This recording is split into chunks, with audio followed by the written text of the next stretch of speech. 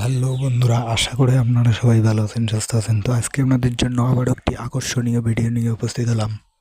তো বন্ধুরা, ভিডিওটি টানাটানি না করে শুরু থেকে শেষ অবধি মনোযোগ সহকারে দেখতে থাকুন।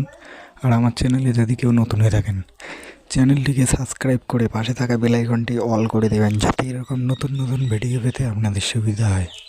তো বন্ধুরা, আজকে যে ভিডিওটি নিয়ে আলোচনা করতে চলেছি আপনারা নিশ্চয়ই সবাই দেখেছেন।